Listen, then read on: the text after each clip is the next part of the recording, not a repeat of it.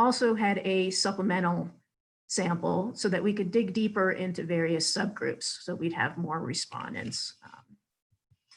And the survey was conducted online and by phone via live interviewers, and we called both cell phones and landlines. And it was conducted in 2 phases, in 2018 and then in the summer of 2019. And overall, we got over 2,500 responses from Jewish households. So we were very pleased with that response rate. And we'll just get right into giving behavior. We asked folks, have they donated in the last year to any not specifically Jewish charity or cause? And you can see here, I'm gonna turn on my laser pointer to illustrate some points here. So about 9 out of 10 Jewish households have donated to a not specifically Jewish charity or cause in the past year. And that represents about 43,000 households. So how does that compare to Jewish organizations? So in the last 12 months, about half of Jewish households have donated to a specifically Jewish charity, cause, organization, or to a synagogue. And that represents about 23,400 households. Again, that's a very rough number. There's significant margin of error around that, and we will talk about that in a little while. And so of those people who didn't, the 52% who did not donate to a Jewish organization, let's look at those. So actually about 8 out of 10, this 42%, 8 out of 10 who are non-Jewish organization donors have donated to a not specifically Jewish organization. So it's not that they're not donating, only 10% are not donating to any organization at all. They just are donating to other organizations. And now let's look at how much they are donating to these not specifically Jewish organizations. And you can see here about 45% are donating $500 or less. And here's the number of households that those represent. And we calculated the median. We didn't ask the specific amount that they donated, and obviously there's self-reporting errors as well. But just if you take the midpoints of each of these categories, you can come up with a median, and that was $677 donated in the last year to not specifically Jewish organizations. How does that compare to donating to Jewish organizations? You can see here 56%, so more than half are donating $500 or less, and the number of households that those represent. And as you see, the median is significantly lower than for not specifically Jewish organizations, the median being about $443. Now, here is that 48% of those who donated to a Jewish organization. And then there are subgroups that I saw in the data that were significantly higher on donating to Jewish organizations. So the way to read this is, for instance, 93% of synagogue members have donated to a Jewish organization in the past year. And as you might expect, the more engaged groups like the immersed and the communal, if you recall from last week's webinar, that's based on the typology that Brandeis presented, the 5 Jewish engagement groups. These are the most engaged groups. And as well as synagogue members, people who send their children to Jewish day school or private schools, also in the South Metro area, as well as older age 65 folks, age 65 plus folks. So why are they donating? Let's take a look at some of the reasons why they would donate. And this is just donating in general, right? People donate to charitable causes for many reasons. How important to you are each of the following? And we gave 4 reasons. And you can see the top 2 reasons based on important and very important are donating to organizations because they have a desire to support or an organization that benefited them or someone close to them or where they volunteer. Also important is being asked to give by someone you know personally. And then finally, the last reason here with the lowest percent important and very important is as part of your commitment to being Jewish. But let's look at if there are differences between donors to Jewish organizations versus non-donors to Jewish organizations. And just remember, non-donors to Jewish organizations means that they could be donating to not specifically Jewish organizations or not donating at all.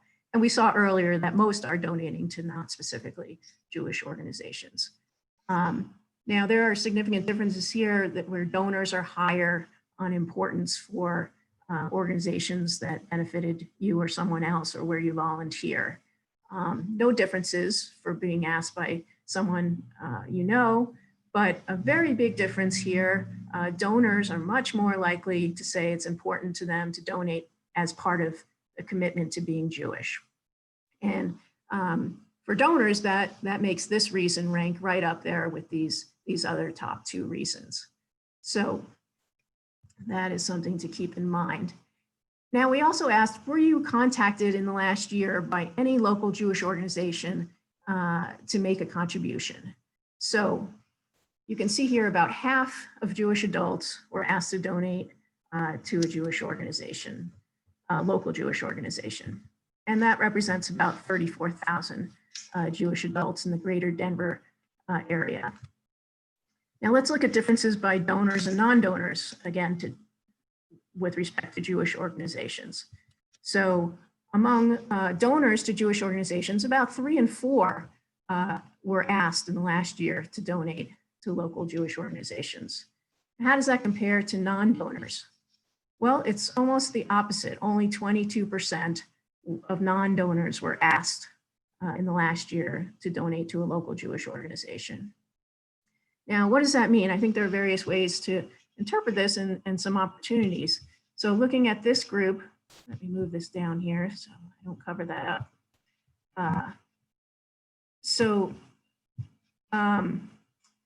You can see here that 27% were not, people who are currently donating, 27% were not even asked. So they're just donating no matter what. What if we asked them? Maybe they would give more and we could increase their donation amounts, right? And then over here, these folks, 8 and 10 are not being asked. 8 and 10 non-donors are not being asked. Now I wouldn't say, ask everyone, that would be a waste of resources, but perhaps we could be strategic about who we ask to donate and would they give if they were asked. So some things to think about there. And let's take a look at the subgroups that were higher on being asked to donate. And again, as you might expect, it's these most engaged folks, the people who are already donating significant amounts, in married households, and those in Denver. So again, the way to read this is like 86% of synagogue members were asked to donate to a local Jewish organization. Now, what about those who were not asked? So overall, remember, 49% were not asked to donate by a local Jewish organization. Now, again, as you might expect, the minimally involved engagement group is at the top here, non-donors, and some of the less engaged groups. However, there might be opportunities here as well. This holiday group, those are folks who are observing and celebrating Jewish holidays, perhaps with organizations, and they're saying 71% of them are saying they haven't been asked to donate. So again, maybe an opportunity there. Also, younger people, they do make up a sizable portion, as you'll see later, of smaller donors. Again, might be worthwhile asking their interfaith families. In Boulder, they were more likely to not have been asked to donate. And then I called out this one here. So this is the group of people, small donors, who are already donating $500 or less, but they haven't been asked in the past year by a local Jewish organization to donate. So again, if they were asked, perhaps we can move them up to these groups that donate more. Now let's take a look at profiling by demographics, who these folks are who donate to local Jewish organizations versus those who don't, and then by the amount that they give. So we're comparing these two here, non-donors versus donors. And the way to read these charts is, for instance, 30% of Jewish adults who have not donated to a Jewish organization are age 18 to 34. And there were no statistically significant differences between donors and non-donors with respect to age. However, you could see here that larger donors, the largest donors, are more likely to be in the age 50 to 64 group, whereas smaller donors are more likely to be in the 18 to 34. This shows the results by gender. I won't spend time on that. There weren't really significant differences, perhaps a bit more male here in the largest donor group. Now, marital status, you can see here 31% of donors to Jewish organizations are unmarried, meaning both spouses are Jewish.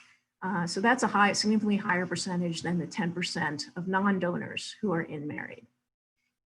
And then with respect to the amount that they give, you can see that the largest donors are also more likely to be unmarried, whereas the smaller and mid-range donors are more likely to be intermarried or interfaith. And with respect to presence of children, you can see about a quarter of donors to Jewish organizations have children in the household, no real significant differences compared to non-donors or by how much they donate. Now, I just want to review quickly how we defined regions in the study, because we'll be talking about regions in a minute. So as you can see here, and I know this is very small, but just to give you an idea, this light green is Denver area, and this sort of peach is Boulder, and this is yellow is Aurora here. The North and West Metro region includes Lakewood and Golden, Wheat Ridge, etc. The North and East Metro area is out to the airport there, Brighton, and then South Metro is from Littleton on south to Castle Rock and say out to Conifer. So just keeping those regions in mind, let's look at the regional composition of donors and non-donors and as well as how much they donate. So again, to read this chart, 25% of Jewish households who have not donated to a Jewish organization reside in the North and West metro area. And that's actually about twice as high as the percent in the donor group. And then we also see differences by the amount donated. So large donors are more likely to live in the South metro area, whereas the smaller donors are more likely than in the other groups to donate $500 or less.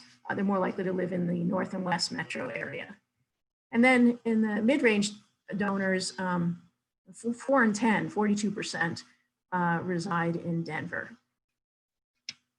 So some significant regional differences.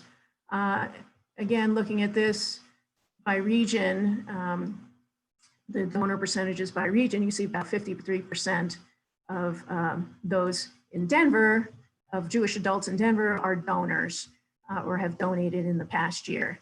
And you can see a significant difference here where the North and West metro area has a higher percentage of non-donors than the other regions.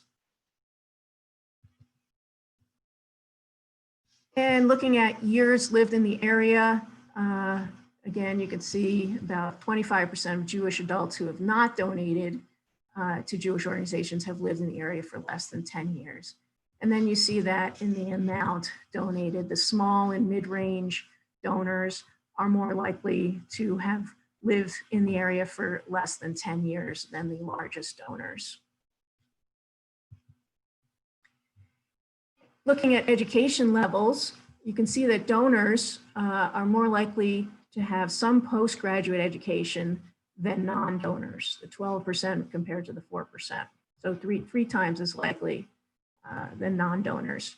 And then with respect to the amount they donated, the larger donors are more mid-range, and larger donors are much more likely to have postgraduate or professional degrees, excuse me, whereas the smaller donors are more likely to have a 4-year degree.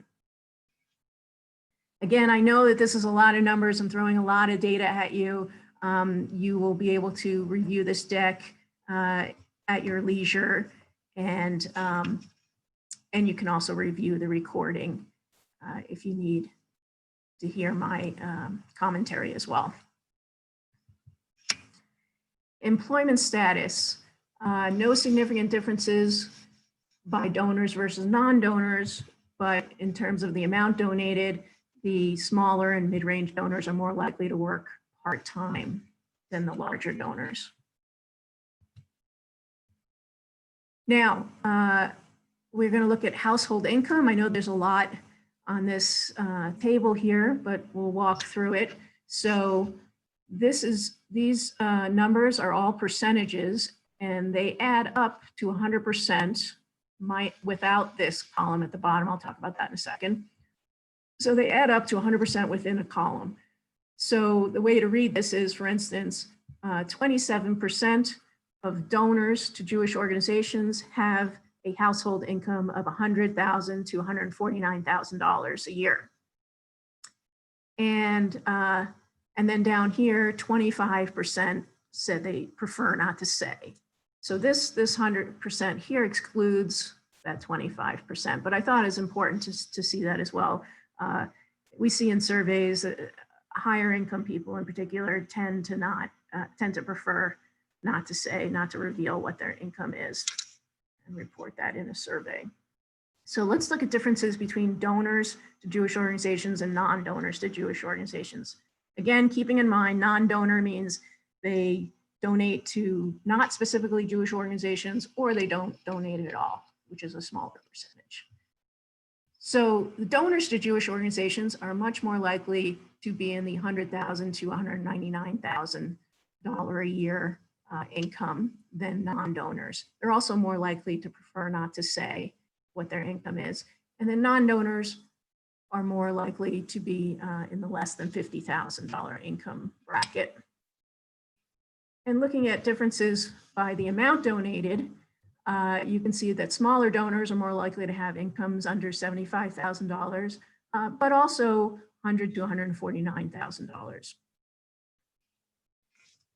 And then relative to less than 500, those who donate $500 to $2,500 are more likely to have incomes in the 150 to 199 range, as well as higher here. And then the largest donors, not surprisingly, are more likely to have higher incomes, those over $150,000, and also more likely to not share what their income is. Now, in addition to income, we asked about total wealth. We said, what best reflects your estimate of your total wealth? And again, how to read this is, for instance, 18% of donors to Jewish organizations say that they have a total household wealth of $1 million to $2 million. And these numbers add up to 100%, excluding this prefer not to say. So let's look at differences between donors and non-donors.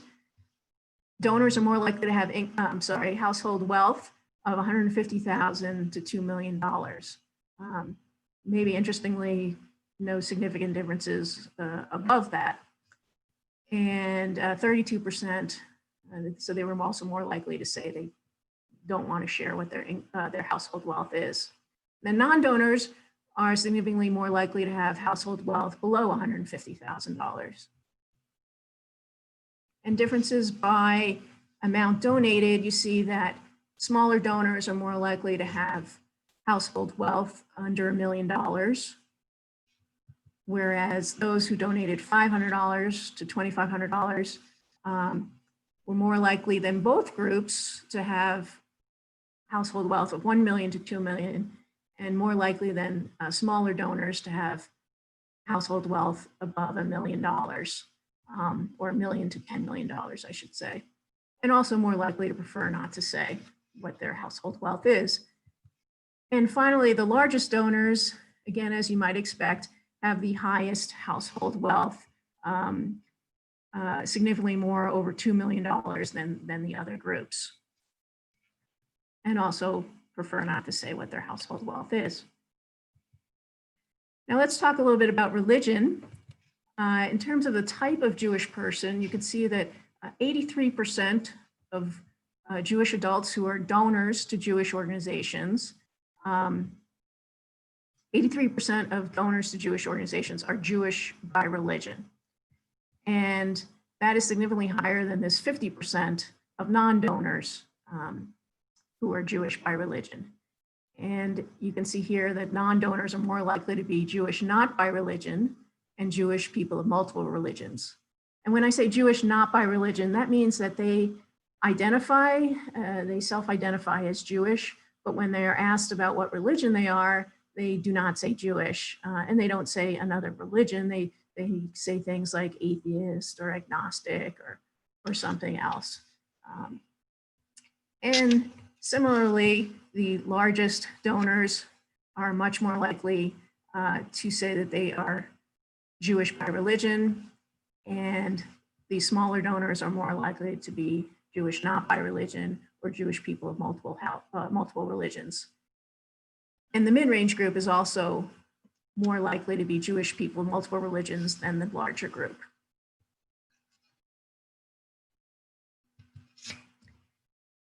With respect to denomination, 61% of non-donors do not affiliate with a denomination, whereas donors obviously are much more likely to affiliate with a denomination. And also, you can see the Orthodox group here, as well as here. So Orthodox are twice as likely to donate at all, and 4 times as likely, 12%, to donate $2,500 or more to Jewish organizations. But it's a very small group. They only represent 3% of the Jewish population in the greater Denver area. And then you see here, Reform are 44% of those who donate $500 to $2,500 to Jewish organizations. And that's significantly higher than the 28% that they represent in the population. So things to think about in terms of when you're targeting different folks to donate, you have to look at both their likelihood to donate, but also the size of their population and whether it's worthwhile or to put resources towards that, and try to use your resources most effectively and efficiently. And let's look at some of the attitudes of donors, starting with the importance of being Jewish. So you can see here that 66% of donors say that being Jewish is very important to them. And this compares to only 29% of non-donors. And then what about community, the importance of local Jewish community? So you can see here that about 9 in 10 donors say that that being part of a local Jewish community is important or essential to what being Jewish means to them. And this compares to only about half of non-donors. And finally, what's their connection to the Jewish community? How connected do they feel? You can see here about 2/3 of donors feel somewhat or very connected to the Jewish community, whereas only about 1/4 of non-donors feel that way. What about Israel? Attitudes about Israel. You can see here that 50% of donors say that caring about Israel is essential to what being Jewish means to them. And that compares to only 19% of non-donors. So again, that appears to be a strong driver. And similarly, we asked about their emotional attachment to Israel. And about 3 out of 4 donors say that they are somewhat or very attached to Israel. And that compares to only about 43% of non-donors. So Israel seems to be driving donor behavior as well among Jewish adults in the greater Denver area. So we've talked to this point about giving money. What about giving time? That is volunteerism, and that is important as well to look at.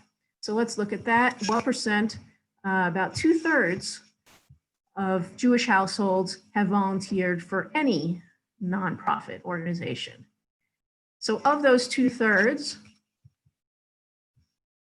about 3 in 10 have volunteered for a Jewish organization. You can see 21% volunteer for both Jewish and non-Jewish organizations, whereas 8% volunteer for only Jewish organizations. So let's look at those groups in a little more depth. What subgroups are more likely to be higher than average? So remember, 8% volunteer at only Jewish organizations. And as you might expect, again, these are the most engaged folks, the people who are donating already. And then you can see here, again, this is a small group, it might be a small sample size, but this seemed interesting to me. 30% of Aurora Jewish households have volunteered only at Jewish organizations. So I found that interesting. And no surprises here in terms of volunteering at both Jewish and non-Jewish organizations. Again, it's the larger donors, obviously giving their time and money is important to them, and the most engaged groups and in married as well. We also asked about estate planning. Do you have a will or an estate planning document? We asked this of Jewish adults who are age 50 or older, and 85% said that they have a will or an estate planning document. I found that to be very high, so I did some research on national surveys asking about this, and those surveys showed that about 60% of those age 50 plus or age 55 plus currently have a will or an estate planning document. Perhaps this is higher because it's just a metro area. I don't know, but that was significantly high and a really good thing. So we then asked, of those 85% who have a will, does that will contain a provision for a Jewish charity or cause? And 36% said that it does. And again, I found that high, which is, again, it's a great thing. But I have to say that this was based on only phase 1 respondents, and only 71 respondents in this case who were age 50 plus and had a will. There was an error in the programming or coding in the phase 2, so we don't have access to those respondents. But 36% say that they have a provision for a Jewish charity or cause. Now, I actually talked to my estate planning attorney friend, and she said a lot of people, at least half have at least among her clients, have a charity in a provision in their will. But the problem is that oftentimes that charity is way down the line, right? There's a long line of people who have to die first before that charity sees any of that money. So we might consider in future research, asking the question like, at a person's death, does the charity get something no matter what, through a will, a trust, or a beneficiary designation? So just something to think about. Now, we can look at profiles of those who have that provision in their will for a Jewish charity organization. What do those folks look like? You could see, again, how to read this table, this chart. About half, 48%, are age 75 plus, right? We only ask people age 50 or older. They also were significantly more likely to not be married than those who did not have a provision for a Jewish charity in their will. And in this case, not married includes divorced or widowed, not just never married. And also the South Metro area was more likely, was overrepresented in the folks who have a will with a provision for a Jewish charity than those who don't have that provision. And also, I'm not exactly sure what to make of this, but there was a significant difference between those who had the provision for the Jewish charity and those who didn't. Those who had the provision for the Jewish charity were more likely to live in the area for less than 20 years. And with respect to religion, those who have the Jewish charity in their wills, 9 out of 10 are Jewish by religion, compared to only about 2/3 of those who don't have that provision are Jewish by religion. And also by denomination, you can see that those with a Jewish charity provision in their will were more likely to say that they have another denomination than those who did not have a provision for Jewish charity in their will. And what does that other denomination mean? That can include things like Reconstructionist, Renewal, Humanist. People said a variety of things. And finally, we looked at the number of close friends they have that are Jewish. So those with the provision for a Jewish charity in their will were more likely to say that most of their friends are Jewish, 43% versus only 18% of those who had no provision in their will. And also their connection to the Jewish community. About 9 out of 10 of those who have a provision for a Jewish charity in their will say that they are somewhat or very connected to the Jewish community, versus only about half of those without a provision said that. And we also asked about in the survey about what are the obstacles to participating in Jewish life. And we asked about that 2 ways. We asked about some specific obstacles like financial obstacles around, say, synagogue membership or sending a child to Jewish overnight summer camp, or going to Israel, or sending a child to Israel.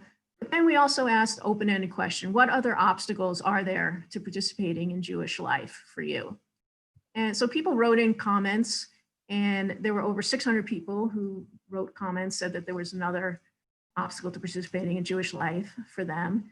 And I did qualitative analysis on that, but I just wanted to share a couple of the verbatim comments here to give you a feel. So some folks felt that they don't feel welcome because they don't have a lot of money and or they're not donors. And you can see the examples of how they talk about it here. The Denver Jewish community tells you they're welcoming on the surface, but their actions speak otherwise. As long as you're a donor, you're welcome. And events are often too cliquey and predicated on social, wealth, or other related status. So again, not big numbers of people said this, but I just wanted to point out where donors came up in some of those comments. And also some feel that donors and therefore their beliefs can have too much influence in the community. For instance, here, the Israel right or wrong people seem to have an outsized influence, in part because they are big donors. We're likely to give up our membership this year. So I am going to completely change gears here and talk about the banner tables that I produced. As Vanessa had discussed, we listened to the needs and the interests of the local Jewish organizations, and we felt like additional insights were necessary from the study. And these results will give a much deeper understanding because we can look at the results not just in total, as was presented by Brandeis, but we can look at it by subgroups, and we can look at all survey questions. The initial presentation by Brandeis just wasn't able to include all of the survey questions. So these banner tables will highlight the issues and opportunities that the greater Denver area Jewish community faces. And most importantly, we want to make these findings of the study and the data more easily accessible and to make it actionable for all of your organizations. There are many ways you can use this data, from estimating the populations, the sizes of the populations you serve or want to serve, understanding the needs of the populations you serve, understanding the needs of prospects. So lots of ways to look at the data and to make it actionable for you to help your organizations. Now this table has a lot on it, and don't be intimidated. We're going to walk through it, and it's just really important for you to understand how to read and interpret these tables, because there's hundreds of them like this. This is just for one particular question. So there's two sets of tables. One will have by Jewish respondents or adults, and in this instance, we defined it as those age 18 plus who consider themselves to be Jewish in any way and have at least one Jewish parent or were raised Jewish or converted to Judaism. And then the other set of tables will have Jewish households. So the survey question will always be at the top here in this case. Next, we'll ask you about attitudes toward Judaism, religion, and Israel. How important is each of the following to what being Jewish means to you? And there's a series of these. This particular one is about caring about Israel. And then over here, you will have the responses to that question. And you will also see who that question was asked of, or the base. In this case, those who are Jewish or Jewish and another religion, or consider themselves Jewish or partially Jewish. So you will see results for all survey respondents in this total column, and then you will see the results for the various subsets of respondents. In this case, for gender, age, marital status, presence of children, age of children, and the type of school that the children go to. So the way to read this is 33% of all survey respondents were Jewish adults, and that represents 23,702 Jewish adults, and that number is overly precise. I will talk about the margin of error around that, but that is the way to read that. And so 33% said that caring about Israel is essential to what being Jewish means to them, right? And the thing about these tables is it denotes statistical significance as well. So these letters, these capital letters here, the way to read this is 48% of those age 65 plus said caring about Israel is essential to what being Jewish means to them. And these letters mean that it's statistically significantly higher than columns D and E. Column D and E here, 18 to 34 and 35 to 64. So this 48% is significantly higher than the 23% and 34%. And it's at the 95% confidence level. So there's only a 5% or less chance that difference is just due to chance. So, and then over here, you could see that sometimes there are lowercase letters like this lowercase j. And so to interpret this is 37% of those respondents without children in the household said that caring about Israel is essential to what being Jewish means to them. And that is statistically significantly higher than column J, this 27% of those who do have children in the household.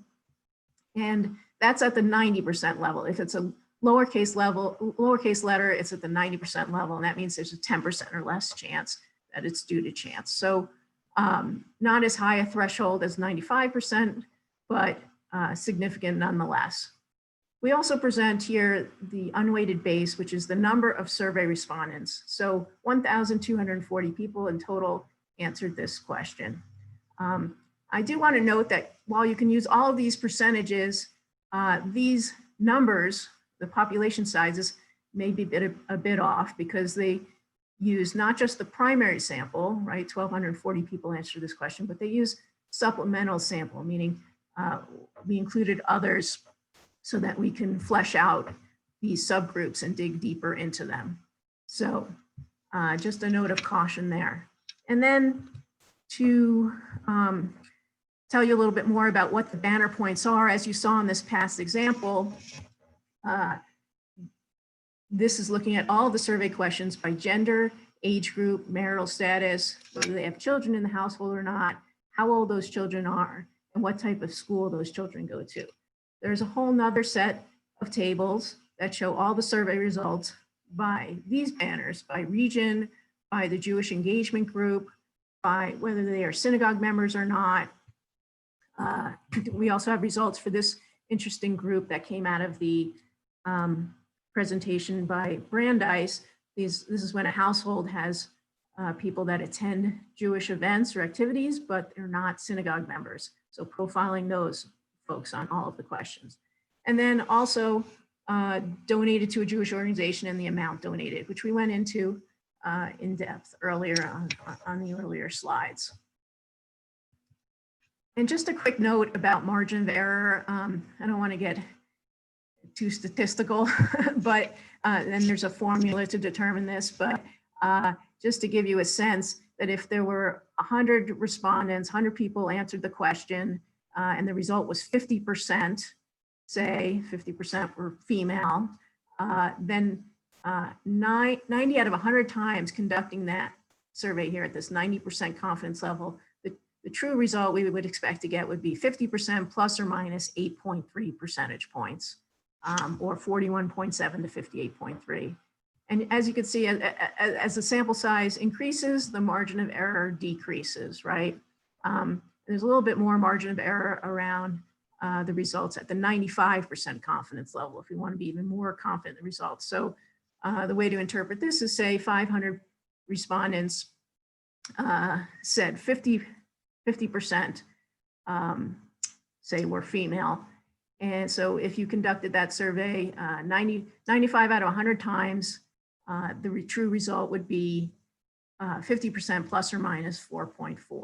So I just want to give you a sense of how to interpret those tables and the results. And in case you're running with a very specific number, please know that there's some margin of error around that. So on that note, I just want to thank you very much for your attention. I really appreciate it. I know that was a lot to go through. Definitely ask any questions you want. There's so much more that we could do. This is really a gold mine of data. We can fully profile, I only touched the surface here on donors. We could fully profile donors on all the demographics, all the attitudes, all the behaviors in the survey. We only compared donating to Jewish organizations versus not donating or donating to not specific Jewish organizations. We could break that out to just looking at not specific Jewish organizations. And again, we only looked at one variable at a time. We could do multivariate analysis instead of just looking at age 50 plus. We can look at folks who are, say, age 50 plus, who live in Denver, who have household wealth of $2 million or more. So with that, I wanted to turn it over to Vanessa for see if there are any questions. And again, thank you very much. Thank you, Fran. And I would just invite you all to use the Q&A function, and I will go ahead and get us started with a few of the questions that we already have in here. And I think you may have answered this in some way, but I want to make sure that we answer it completely, Fran. So does the amount contributed correlate with self-reported income? Are folks less or more generous because of the resources that they have available to them? Well, let's go back to that table. Sorry, it's coming up. There. Income or wealth, so income. So you're asking about the amount that they donated. Yes, I mean, so of those who donate less, they have lower income. They're more likely to have lower income. I think you're asking a different question though. So that's actually something we could look at. What percent at, so it would be a table like we saw earlier with the subgroups. And so I could include that, and that would be a great thing to look at so of these different income ranges or wealth groups, what percent are donating. So that's another way to look at the data, and I'll go ahead and do that and follow up with that. Great, thanks, Fran. Another question. Someone says, our development committee was intrigued about the question on the likelihood to donate being higher because you personally know someone who is asking you. Were there any follow-ups to that question or other data about sort of an annual gift versus an event sponsorship? What do we know about that group of people? We do have a lot more information. We can look at, you know, all the other, we didn't ask specifically following up about that, but we can look at all the other results in the survey for that group.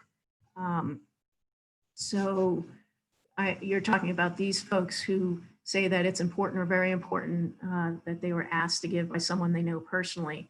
So we could look at, you know, their demographics, their attitudes, their behaviors.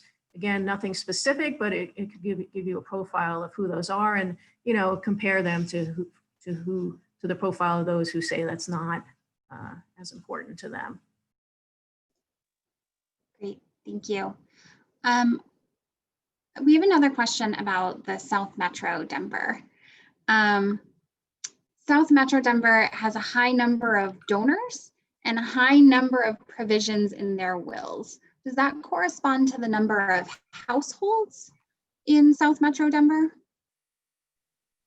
I think the question is about sort of giving being higher in South Metro, and there are more provisions in wills in South Metro Denver. What do we know about that community? Right. So these are based on percentages. So let me see if I can go to the region. Okay, so South Denver is what we're talking about here. And so they are overly represented among the largest donors to Jewish organizations. So they make up 24% of the largest donors. And we can look at how many households that is. And it just means that they're a higher percentage than in these other groups. So we can, I can do a table by the number of households that are estimated to be in these various groups, so you can get a better understanding of that. Thank you. But there, I just want to say, as a percentage, so 58% of those in the South Metro area are donors. So this factors in population size. So that was not significantly higher than say Denver or some of the other regions, except for North and West Metro. Great, thank you. We have time for a few more questions. So someone asks, do we have a sense of the types of organizations that folks are giving to that are non-Jewish? And I'll just piggyback on that and ask, do we have a type or a sense of the types of Jewish organizations folks are giving to? We don't ask that specifically. I think we can get at it, you know, kind of triangulate from various questions, like the Israel questions, right? Maybe they're donating to Israel questions based on how important Israel is to them. We don't ask specifically. We do have a question in there about what other activities they do. You know, cultural activities. Again, we don't know for sure that they're donating, but we at least know they're interested in those kinds of things. So, I mean, the answer is no, but we could try to get at it the best we can with what we have. Thank you. There's another question about interfaith households. Given the number of interfaith households, what do we know about the giving patterns of these families? Yeah, we could definitely dig deeper into those. I think you saw it in some of the subgroup analysis.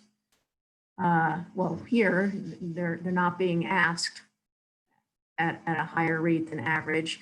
But yeah, we could look at, again, that's where the multivariate analysis comes into. Who are the interfaith couples who, whatever, say Israel is important to them, or look at their reasons for donating. So there's ways we can target folks to be more effective in our targeting of interfaith based on some of the other questions in the survey. Thank you. I see that someone has raised their hand, but I'm going to invite you to use the Q&A. That doesn't actually work here. So if you'll go ahead and type your question into the Q&A at the bottom of your screen, we can answer that. Another question just popped in. Is there additional data on households with children that can help get at how old the children in the household are? Yes, absolutely. Sorry, I'm going to go through here very quickly just to get to the slide on the banner tables, because in the banner tables, we do ask, do they have children and what are the ages of the children? We just have them grouped here.